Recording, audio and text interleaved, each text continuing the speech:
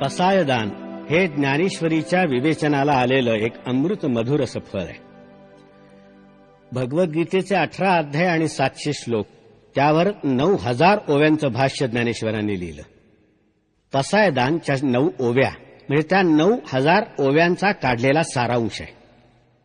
आता विश्वात्मके देवे, पसाय म्हणजे प्रसाद, हे प्रसाददान ज्ञानेश्वरांनी मागितलेलं आहे विश्वात्मक देवाजवळ. प्रसाद शब्द सुद्धा चांगला आहे. प्रसादे सर्व दुःखानां हानिरस्य उपजायते. अंतःकरणाची प्रसादता, अंतःकरणाची प्रसन्नता, अंतःकरणाचा प्रल्हाद, हा त्या प्रसाद शब्दाचा अर्थ. पण ज्ञानेश्वरांनी त्याचा वापरलेला जो मराठी पर्याय आहे तो अधिक आस्वाद्य आहे, पसाय. हा प्रसाद ज्ञानेश्वरांनी कोणाजवळ मागावा? हा प्रसाद सुद्धा ज्ञानेश्वरीचा आरंभ ज्यांना अभिवादन करून ज्ञानेश्वरांनी केला त्या विश्वात्मक देवाजवळच ज्ञानेश्वरांनी पसायदान सुद्धा मागितलेलं आहे. आता विश्वात्मके देवे येणे वाग्यज्ञे तोषावे. इतके दिवसपर्यंत 9000 ओव्यांचा हा वाग्यज्ञ केला. यांनी प्रसन्न व्हावं या विश्वात्मक देवाने आणि तोषोनी मज द्यावे पसायदान, आणि माझ्या झोळीमध्ये या प्रसादाची भिक्षा टाकावी. कोणता प्रसाद मागतायत ज्ञानेश्वर? पहिला प्रथम त्यांची मागणी आहे, जे खलांची व्यंकटी सांडो. काय गंमत आहे, ज्ञानेश्वरांनी संपूर्ण समाजाला भक्तीचं वरण लावलं, संपूर्ण समाजाच्या सत्प्रवृत्तीचं पोषण केलं आणि देवाच्या नादी लावलेत लोक. अशी जी सज्जन माणसं, त्यांची आठवण पसायदान मागताना ज्ञानेश्वरांना झाली नाही.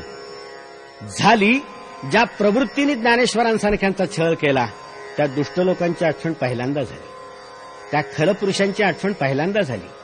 हा सज्जन सत्पुरुषांवर अन्याय नाही काय? ज्ञानेश्वरांनी शेवटचं पसायदान विश्वात्मक देवाजवळ मागताना झुकतं माप पहिल्यांदा त्या खलपुरुषांना द्यावं, हा अन्याय नाही.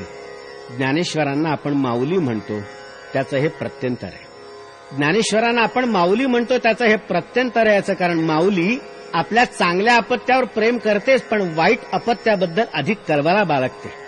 कारण तिला ही खात्री असते की आपला चांगला जो मुलगा आहे त्याच्या चांगलेपणामुळे जग त्याला जवळ केल्याशिवाय राहणार नाही. पण हा जो वांगला आहे त्याला जग दूर लोटेल. त्याला प्रेमाने जवळ घेणारं एकच स्थळ आहे, मातृहृदय.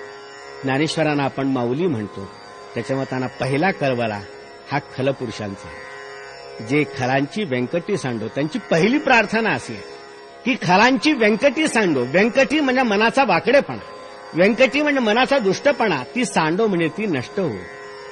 ज्ञानेश्वरांनी खल नष्ट होवो असं म्हटलेलं नाही, खलांची व्यंकटी नष्ट होवो एवढंच म्हटलेलं आहे. खल राहिले तरी चालतील. त्यांचं खलत्व गळून खाली पडलं की त्यानंतर उरलेला जो मनुष्य आहे तो ज्ञानेश्वरांना स्वीकार्य आहे. याचं कारण नंतर त्या माणसाची देवत्वाकडे होणारी वाटचाल आपल्याला सुकर करता येते. ज्ञानेश्वरांचा माणसाच्या मूलभूत माणूसपणावर अत्यंत प्रगाढ अशा रीतीचा विश्वास आहे. म्हणून ते म्हणतात ते खलांची व्यंकटी सांड. अहो खुद्द गीता ज्यांनी सांगितली, तो गीतेचा प्रवक्ता भगवान कृष्ण आपल्या अवताराचं प्रयोजन सांगताना असं म्हणतो, यदा यदा ही धर्मस्य ग्लानिर्भवती भारत अभ्युत्थानम अधर्मस्य तदात्मानं सृजाम्यहम्. ज्या ज्यावेळेला धर्माला ग्लानी होते तेव्हा धर्माचं अभ्युत्थान घडवून आणण्याकरता मी जन्म घेईन आणि काय करीन? परित्राणाय साधूना आणि विनाशाय दुष्कृताम. साधूंचं मी परित्राण करीन आणि दुष्टांचा विनाश घडवून आणीन. प्रत्यक्ष श्रीकृष्ण दुष्टांच्या विनाशाची भाषा बोलतो आणि त्याचा भक्त ज्ञानेश्वर फक्त दुष्टपणा नष्ट होण्याची प्रार्थना करतो.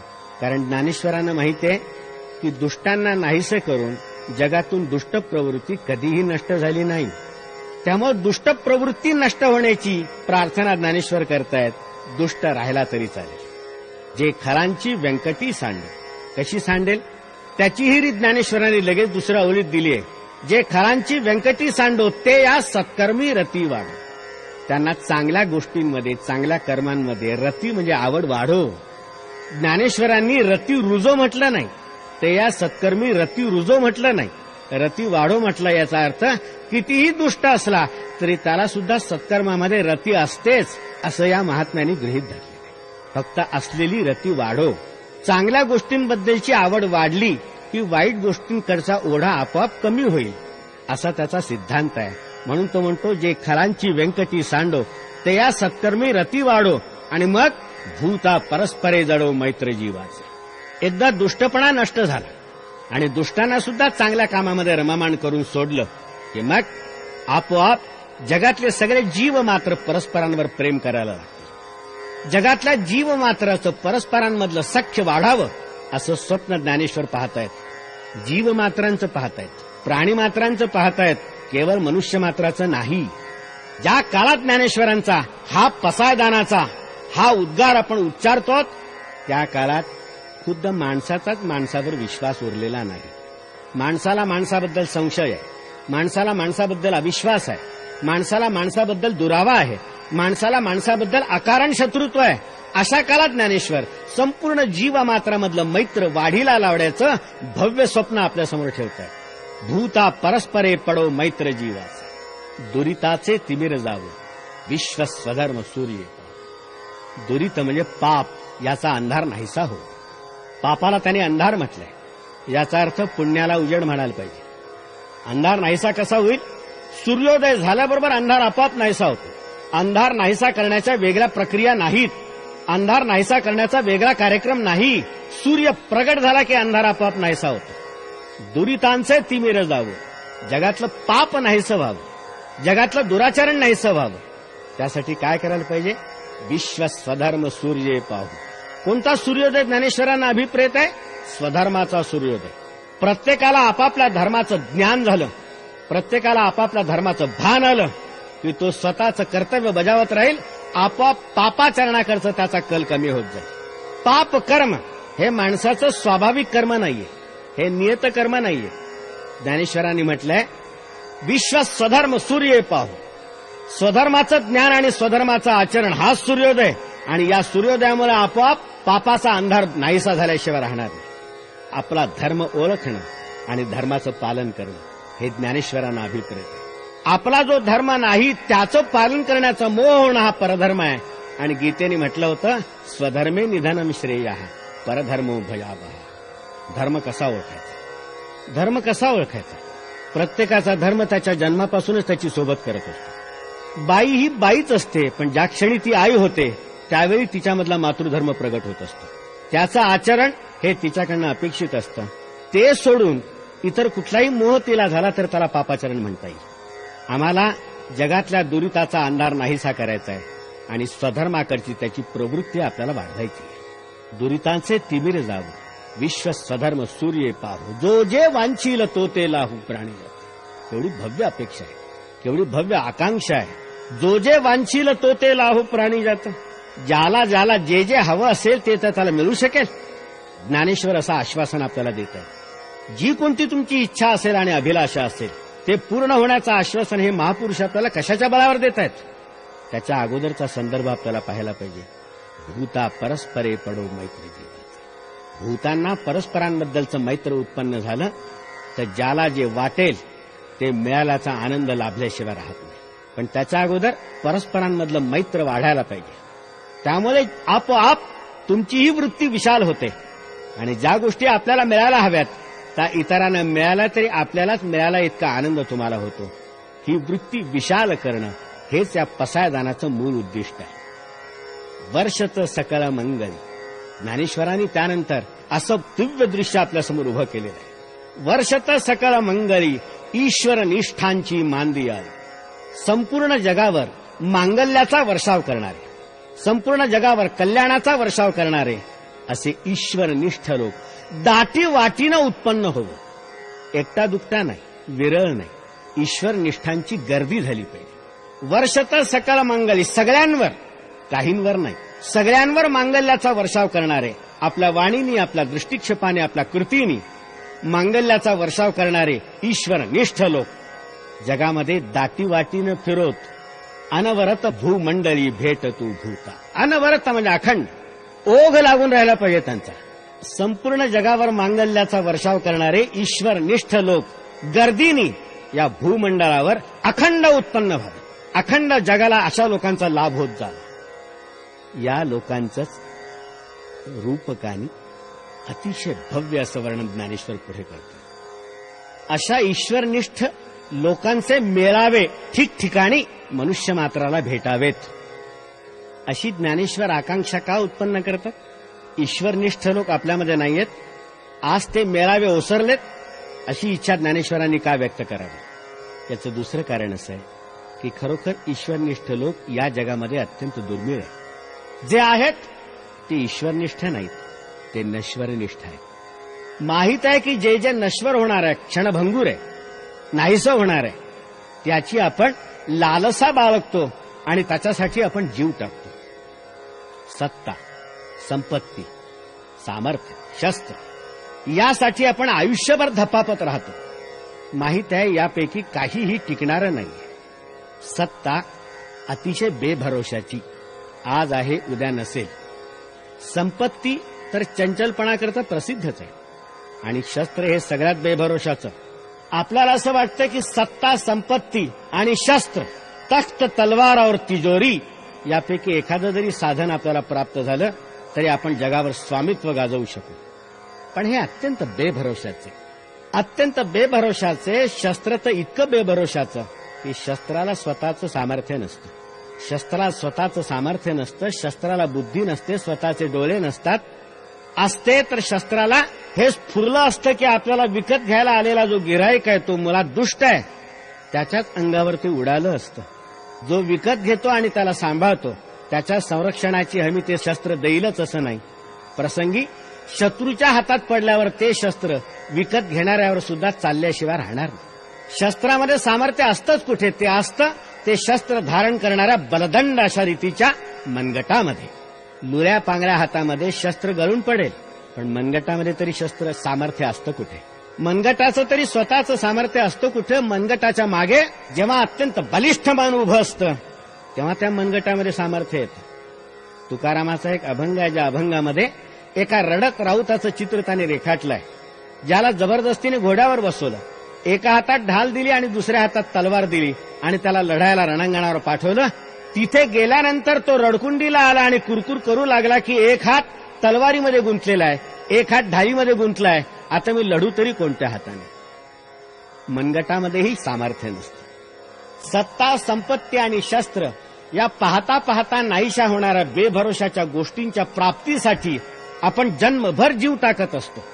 या सगळ्या नष्ट होणार. आपण नश्वरनिष्ठ आहोत, जे कधीही नष्ट होत नाही. नाहीसं करण्याचा प्रयत्न केला तरी नष्ट होत नाही, जाळण्याचा प्रयत्न केला तर जळत नाही, कापण्याचा प्रयत्न केला तर तुटत नाही. असं जे तत्व आहे तिकडे आपलं लक्षच नाही. तिकडे आपलं लक्षच नाही. कोणत्या बळावर आपण स्वतःला ईश्वरनिष्ठ म्हणून घ्यायचं? कबीराचा एक दोहा आहे. दोहामधली एक स्त्री अत्यंत देखणी असते. तिच्या नवऱ्याने तिच्या सुंदर नाकाकरता अत्यंत प्रेमाने एक अत्यंत मोलाची नथ विकत आणली. ज्याला त्याला दाखवत सुटली की माझ्या नवऱ्याचं माझ्यावर किती प्रेम बघा, एवढी महाग नथ त्यांनी माझ्याकरता घेतली. कबीर तिची कीव करत तिला म्हणायला लागले की बाई, जिस नाथने नथनी दियो, ज्या तुझ्या नाथाने तुला नथ घेऊन दिली त्याचं इतकं कौतुक जगामध्ये गातेस, पण त्या नथीचं सुद्धा सौंदर्य वाढावं इतकं सुंदर नाथ ज्या जगन्नाथांनी दिलं त्याची तुला आठवण सुद्धा नाही. कोणत्या बळावर आपण स्वतःला ईश्वरनिष्ठ म्हणून घ्यावं? आपण सगळे नश्वरनिष्ठ आहोत. या नश्वरनिष्ठांचं ईश्वरनिष्ठांमध्ये परिवर्तन घडून आणण्यासाठी ज्ञानेश्वरांचा हा सगळा प्रयास आहे. आता यांचं वर्णन त्यांनी केलंय. कसे आहेत ते लोक? चला कल्पतरूंचे आरव, असे ईश्वरनिष्ठ लोक म्हणजे जणू कल्पवृक्षांचे चालणारे बगीचेच. अरण्यामध्ये एखादा कल्पवृक्ष असतो, ओळखू येत नाही. एखादा कल्पवृक्ष असतो, धुंडावा लागतो, शोधावा लागतो. पण या बगीचांमध्ये सगळेच कल्पवृक्ष, त्यांच्यापर्यंत तुम्हाला जाण्याची गरज नाही, तेच तुमच्यापर्यंत चालत येतील. ईश्वरनिष्ठ लोक त्या कल्पवृक्षांच्या उद्यानासारखे आहेत. चला कल्पतरूंचे आरव, चेतना चिंतामणीचे गाव. चिंतामणी नावाचं रत्न असतं. जसं कल्पवृक्ष मनात आलेल्या सगळ्या कल्पना न सांगता पूर्ण करतो, तसं चिंतामणी नावाचं रत्न मनातल्या सगळ्या चिंता न सांगता दूर करतो. हे ईश्वरनिष्ठ लोक चिंतामणी नावाच्या रत्नांच्या, सजीव अशा चिंतामणींच्या वसाहतीच आहेत. जो माणूस म्हणावा तो चिंतामणीसारखा तुमच्या काळजा हरण करणार. चला कल्पतरूंचे आरव, चेतना चिंतामणीचे गाव, बोलते जे अर्णव पियुषाचे. आणि हे अमृताचे बोलते समुद्र, यांच्या तोंडातून जे उद्गार निघतील ते अमृतासारखे मधुर. यांच्या तोंडातून जे उद्गार निघतील ते अमृतासारखे संजीवक, आणि त्यांचे समुद्र ज्याचा थांग लागत नाही. हे अमृत कधी संपण्याची भीती नाही. वार्षिये वीण सागरू जले जैसा निरुपचारू. ज्याप्रमाणे कितीही दुष्काळ पडला पाण्याचा तरी समुद्र आटण्याची भीती नसते. हे तर अमृताचे समुद्र आहेत. कोणत्याही परिस्थितीमध्ये हे अमृत कमी होण्याची शक्यता नाही. बोलते जे अर्णव पियुषाचे चंद्रमे जे आलांछन. हे चंद्रासारखे आहेत, पण चंद्रावर लांछन असतं, ज्यांच्यावर एकही लांछन नाही. हे पूर्णपणे निष्कलंक चंद्रासारखे. यांची प्रभा सर्वांना सुखद अशा रीतीचा आल्हाद दिल्याशिवाय राहणार नाही. मार्तंड जे तापहीन प्रखर अशा रीतीचा प्रकाश आहे यांचा मार्तंडासारखा. पण मध्यान्नीचा सूर्याचा ताप असतो, यांचा तसा ताप नाही. तेजपुंज आहेत, पण ताप नाही, त्रास नाही दुसऱ्या कोणाला. ते सर्वाही सदा सज्जन सोयरे होत. कसे आहेत ईश्वरनिष्ठ लोक? सदा सर्वांना सज्जन आणि सोयरे होणारे आहेत. ज्ञानेश्वरांनी शब्द अत्यंत काळजीपूर्वक वापरले आहेत. ते कधी कधी काही काहींना सज्जन सोयरे होतो असं म्हटलेलं नाही. सगळ्यांनाच नेहमीच सज्जन सोयऱ्यासारखे होतील, आप्तांसारखे होते. ज्ञानेश्वरांनी शब्द सुद्धा काय वापरलाय? सज्जन सोयरे. तुमचा माझा अनुभव असा असतो की जो सज्जन असतो तो सोयरा बनण्याची आशा नसते. जे सोयरे असतात ते क्वचितच सज्जन असतात. पण ज्ञानेश्वरांनी असे आप्त आपल्याला मिळवून दिलेले आहेत की जे अखंड सज्जन असतात आणि सगळ्यांनाच आपल्या सौजन्याचा सदैव लाभ देत असतात. किंबहुना सर्वसुखी पूर्ण होऊन तिन्ही लोकी भजी जो आदि पुरकी अखंडित. सर्व प्रकारच्या सुखांचा लाभ होऊन तिन्ही लोकांमध्ये परिपूर्णतेचा अनुभव घेत जो आदि पुरुषाची अखंड उपासना करतो. अशांचं चित्र ज्ञानेश्वरांनी आपल्यासमोर उभं केलेलं आहे. ही एक आदर्श समाज व्यवस्था ज्ञानेश्वरांच्या प्रतिभेने आपल्यासमोर शब्दांनी साकार केली. ज्याला कोणाला जेव्हा केव्हा आदर्श समाज रचना निर्माण करायची असेल त्यासाठी पसायदानाच्या रूपाने ज्ञानेश्वरांनी एक नीलचित्र उपलब्ध करून दिलेले आहे. त्यानुसार आपल्याला करता येईल. ज्ञानेश्वरांनी हे भव्य स्वप्न आपल्या डोळ्यासमोर पाहिलं आणि 700 वर्षापूर्वी रेखाटून ठेवलं. 700 वर्षापूर्वी रेखाटून ठेवलं. ठेवताना प्रश्न असा विचारला, हा होईल दान पसावं? हा दानप्रसाद खरंच होईल? इतका चांगला समाज खरोखर अस्तित्वात येईल? निवृत्तीनाथांनी विश्वेश्वराच्या वतीनं उत्तर दिलं, होईल. आणि ते उत्तर ऐकून ज्ञानेश्वर सुखिया झाला, संतुष्ट झाले. या घटनेला आज 700 वर्ष पूर्ण झालेली आहेत. हे पसायदान ज्ञानेश्वरांनी नेवाशाला त्यांच्यासमोर ज्ञानेश्वरी ऐकण्याकरता जो समुदाय बसत होता त्याच्यापुरतं मागितलेलं नाही. हे पसायदान त्यांनी आळंदीच्या लोकांपुरतं मागितलेलं नाही. हे पसायदान त्यांनी सर्व भूतमात्रांसाठी मागितलेलं आहे. या भूतमात्रांमध्ये त्यांचाही समावेश आहे ज्यांनी आळंदीमध्ये आणि पैठणमध्ये ज्ञानेश्वरांचा छळ केला होता. त्यांना जीवन जगणं असह्य करून सोडलेलं. त्यांच्यावर कलंक ठेवला होता. आईबापाच्या बलिदानाचं प्रायश्चित्त घेऊन सुद्धा ज्यांच्यावर ब्राह्मण्याचा संस्कार करण्याचं नाकारलं होतं, साधा मनुष्यपणाचा सुद्धा अधिकार त्यांचा हिरावून घेतलेला होता. एवढा मोठा अन्याय ज्या लोकांनी केला त्यांच्याही करता ज्ञानेश्वरांनी हेच पसायदान मागितलेलं आहे. एवढं थोर अंतःकरण असलं पाहिजे ज्ञानेश्वरांचं. आपल्या लक्षात येईल, जगाने ज्ञानेश्वरांच्या हातामध्ये विषाने भरलेला प्याला दिला.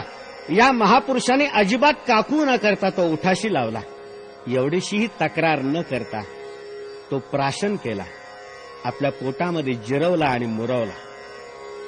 आणि त्यानंतर या माणसाच्या तोंडातून जी पहिली चूळ बाहेर पडली त्यामध्ये या विषाचा एक थेंब नव्हता. होतं ते सगळं अमृत. जगाने याला विष दिलं, त्याचे आणि अमृतामध्ये रूपांतर करून टाकले. ज्ञानेश्वरीची प्रत्येक ओवी ही अमृतामध्ये चिंब भिजलेली ओवी असल्याचा अनुभव जो येतो तो या कारणाने. आता विश्वात्मके देवे येणे वाग्यज्ञे तोषावे तोषोनि मज द्यावे पसाय दान हे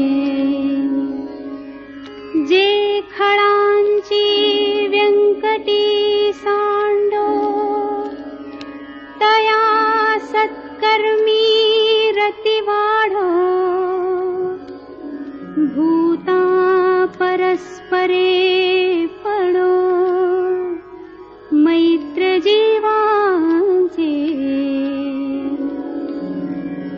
दुरिताचे तिमिर जाओ, विश्वस्वधर्म सूर्ये पाहो. जो जे वांछील तो ते लाहो, प्राणी जात. वर्षत सकळ मंगळी, ईश्वर निष्ठांची मांदियाळी. अनवरत भूमंडळी, भेट तू भूता. चला कल्पतरूंचे आरव, चेतना चिंतामणींचे गाव. बोलते जे अर्णव पियुषाचे, चंद्रमे जे अलांछन, मार्तंड जे तापहीन. ते सर्वाही सदा सज्जन, सोय रे हो तू. किंबहुना सर्व सुखी, पूर्ण होनी तिही लोकी. भजिजो आदि पुरुखी, अखंडित. आणि ग्रंथोपजी